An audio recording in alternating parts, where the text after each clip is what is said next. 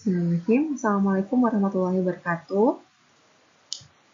Kita lanjutkan materi di pertemuan kelima terkait dengan laporan akuntan. Di materi kali ini, minggu lalu sudah dibahas mengenai bagaimana pertanggungjawaban dari akuntan atau auditor setelah selesai dalam melakukan proses auditnya. Tentunya tanggung jawab tersebut juga dibuktikan dengan adanya sebuah laporan. Laporan ini akan memuat opini yang diberikan oleh auditor kepada kliennya.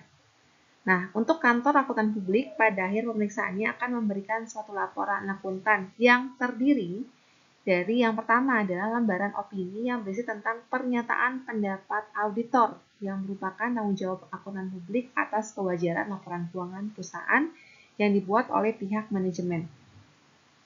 Pada lembar opini ini biasanya dicantumkan di awal dan terdiri dari beberapa poin-poin yang memiliki standar. Apa saja yang harus diisi atau dicantumkan dalam lembar opini tersebut. Nanti di slide selanjutnya kita akan bahas per poinnya.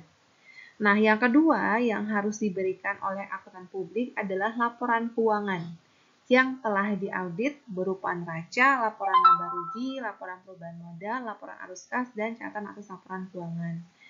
Nah, dalam catatan laporan keuangan ini berisi tentang bagian umum, tentang latar belakang perusahaan, kebijakan, kemudian pos-pos penting yang ada di perinciannya juga tercantumkan dalam CLK.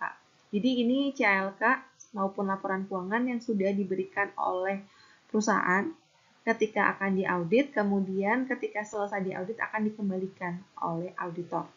Yang mana kedua laporan ini disatukan dalam satu file sehingga sudah dapat dibuktikan bagaimana kinerjanya dari auditor terkait dengan laporan keuangan yang diperiksa. Nah, ketika memberikan opini, ada beberapa jenis opini yang diberikan berdasarkan SPAP. Yang pertama adalah unqualified opinion atau pendapat wajar tanpa pengecualian. Di awal-awal perkuliahan sempat dibahas sedikit tentang unqualified opinion. Apa saja yang bisa memberikan poin bagi auditor sehingga auditor bisa memberikan opini ini, opini yang terbaik ya.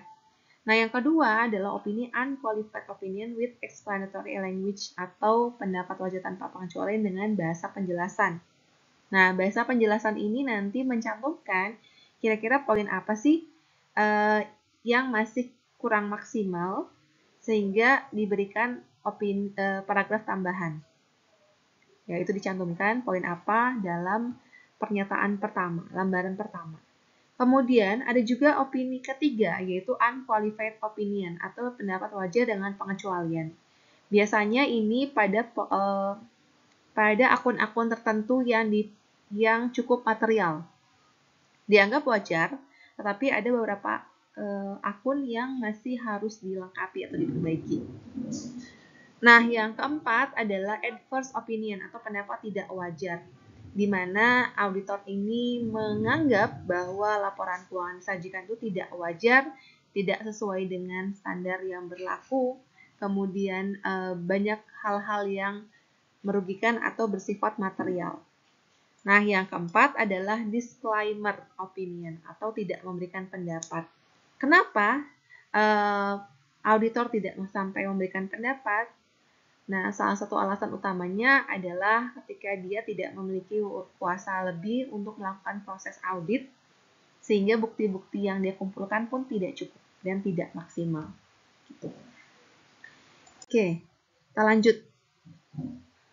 Ini kondisi-kondisi auditor memberikan pendapat wajar tanpa pengecualian.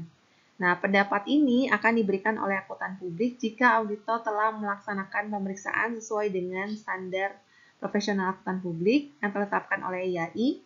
Auditor juga dalam melakukan pengauditan telah didukung oleh bukti-bukti yang mencukupi dan juga kompeten dan tidak menemukan adanya penyimpangan dalam penerapan standar akuntansi keuangan dan prinsip akuntansi yang berlaku. Ya, jadi di sini taat pada aturan, kemudian tidak bersifat material, kesalahannya itu masih dianggap masuk ke dalam pendapat wajar tanpa pengecualian. Nah, di sini disebutkan Kalau misalkan opininya wajar tanpa pengecualian dengan bahasa penjelas atau paragraf tambahan, ini apa saja sih yang dapat memicu auditor memberikan opini tersebut? Yang pertama adalah pendapat sebagian didasarkan atas laporan auditor independen lainnya. Jadi ada pendapat dari auditor lainnya yang menyatakan bahwa belum bisa nih disebutkan opininya WTP. Yang kedua, adanya peristiwa-peristiwa yang sifatnya luar biasa, misalkan kebakaran, COVID juga termasuk adalah peristiwa luar biasa, kemudian pergantian manajemen yang lainnya itu juga akan bisa mempengaruhi opini. Ketiga adalah terdapat suatu perubahan material dalam penerapan atau metode penerapan prinsip akuntansi. Jadi ketika pemeriksaan periode tersebut itu tak ada pergantian. Kalian ketahui ya, kalau ada perubahan metode itu tentunya akan merubah nilai yang ada dari setiap akun. Nah, yang keempat adalah keadaan tertentu yang berhubungan dengan laporan audit atau laporan keuangan komparatif. Ya, jika berhubungan juga dengan hubungan dengan laporan audit atau laporan keuangan komparatif yang dibandingkan. Nah, yang kelima adalah data keuangan kuartal tertentu yang diharuskan oleh Bapepam namun tidak disajikan atau direview. Nah, jika ada laporan kuartalan, misalnya kuartal 1, 2, 3, 4, tidak dimunculkan tapi tidak lengkap, maka itu juga bisa mengakibatkan opininya tidak atau opini WTP dengan paragraf penjelas. Atau lainnya terjadi ketidakkonsistenan yang sifatnya material. Misalkan ada perubahan dalam penyusunan, ada perubahan dalam proses akun, itu juga akan berpengaruh. Tapi jika memang bersifat material. Oke. Nah, selanjutnya adalah pendapat wajar dengan pengecualian WDP. Pendapat ini akan diberikan jika laporan keuangan yang diaudit disajikan secara wajar dalam semua hal yang material, posisi keuangan, hasil usaha, perubahan ekuitas, dan arus kas sesuai dengan prinsip akuntansi yang berlaku umum, kecuali untuk dampak hal yang berkaitan dengan yang dikecualikan. Apa sih yang dikecualikan, Bu? Ini adalah kondisi yang disebabkannya. Yang pertama adalah auditor pada saat melakukan pengauditan dibatasi lingkup auditnya. Dibatasi. Sehingga bukti kompeten yang dikumpulkan tidak mencukupi, hal ini akan mengakibatkan auditor berkesimpulan bahwa ia tidak dapat menyatakan pendapat wajar tanpa pengecualian. Atau pada saat pengauditan, auditor menemukan penyimpangan dari prinsip akuntansi yang berlaku umum, sehingga berpengaruh secara atau berdampak material. Atau juga jika auditor memberikan pendapat wajar dengan pengecualian, maka harus dicantumkan semua alasannya. Dia ada sebuah paragraf penjelasnya seperti apa diberikan opini ini. Baik, kita lanjutkan. Selanjutnya adalah pendapat tidak wajar. Nah, pendapat ini jarang diberikan oleh auditor, tapi diberikan jika menurut pertimbangan auditor ini terdapat penyusunan laporan keuangan yang tidak disajikan secara wajar atau tidak menerapkan prinsip akuntansi yang berlaku. Nah, khusus untuk opini ini, auditor harus menjelaskan dalam paragraf terpisah sebelum menyampaikan laporan keuangan, laporan auditnya. Jadi semua alasan apa yang mendukung pendapat tidak wajar, dampak utamanya apa, kemudian posisi keuangannya, hasil usaha, perubahan ekuitas, dan arus kasnya itu harus disajikan, diinfokan seperti apa. Nah, untuk selanjutnya adalah pernyataan tidak memberikan pendapat. Nah, pernyataan tidak memberikan pendapat bukan berarti auditornya tidak mau memberikan pendapat, tapi posisi dia tidak bisa menyampaikan hal yang harus dia sampaikan karena tidak cukup bukti. Misalkan di sini disebutkan auditor untuk memberikan pendapat atas laporan keuangan yang diauditnya. Nah, pernyataan ini dapat diberikan jika auditor tidak dapat merumuskan atau tidak dapat memberikan penilaian terhadap kewajaran yang dilakukan oleh klien jika auditor tidak melaksanakan audit dengan baik karena lingkupnya dibatasi seperti itu. Nah, untuk tadi dari 5 poin tersebut, unsur apa yang utama harus ada dalam laporan auditor? Yang pertama adalah judul. Judulnya adalah laporan auditor independen. Kedua adalah alamat pihak yang memberikan penugasan. yaitu ada pihak yang memberikan penugasan. Itu yang tercantum adalah kliennya.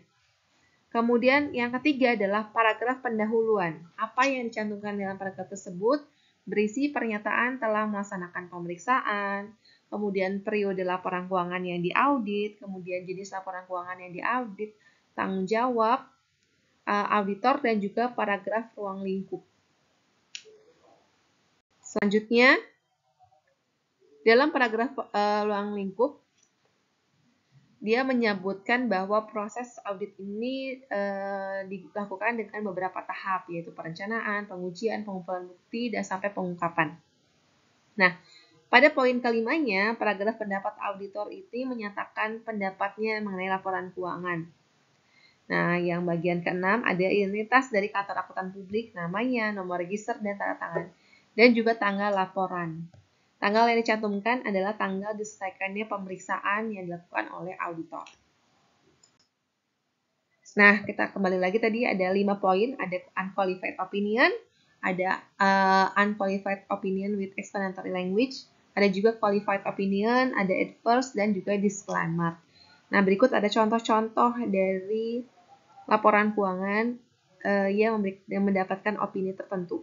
Nah, dan kalian bisa cari juga di Bursa Efek Indonesia atau di IDX untuk di-download mana saja sih laporan keuangan dari masing-masing instansi yang diberikan opini yang berbeda. Nah, yang pertama ini adalah contoh untuk unqualified opinion. Jadi saya sudah memberikan tanda mana sih nomor 1, mana nomor 2-nya, mana nomor 3, mana nomor 4, 5, dan 6. Juga 7-nya. Nah, jadi untuk yang pertama ada tulisannya laporan auditor independen, kemudian di poin kedua itu ada siapa sih yang ditujunya, tentunya adalah klien. Kemudian ketiganya adalah laporan atas laporan keuangan, disebutkan apa saja. Kemudian keempatnya ada penjelasan dari auditor bahwa bagaimana proses yang dilakukan untuk mengaudit. Kemudian ada juga penanggung jawabnya dan juga tanggal pelaksanaan audit itu selesai. Nah, kalau yang tadi adalah untuk opini unqualified opinion, nah untuk yang ini adalah opini unqualified opinion with explanatory language. Jadi ada paragraf tambahannya terkait dengan paragraf penjelasnya. Selanjutnya, ada opini pendapat wajar dengan pengecualian, maka dicantumkan semua alasan yang perlu dicantumkan. Ini tadi tambahan ya dari yang sebelumnya. Kemudian ini kalau opininya adalah wajar dengan pengecualian, qualified opinion. Oke, ini tugasnya tadi tidak saya cantumkan di awal tidak cantumkan tentang bagaimana opini adverse dan disclaimer. Tugas kalian adalah mencari salah satu saja, boleh yang adverse, boleh yang disclaimer. Bagaimana caranya mencari nanti bisa kalian download di Bursa Efek Indonesia, tapi biasanya tidak dicantumkan tahun-tahunnya, jadi biasanya cari sendiri per perusahaannya masing-masing. Itu mudah-mudahan dapat dipahami. Terima kasih banyak. Saya tutup. Wabillahi taufiq wal hidayah. Wassalamualaikum warahmatullahi wabarakatuh.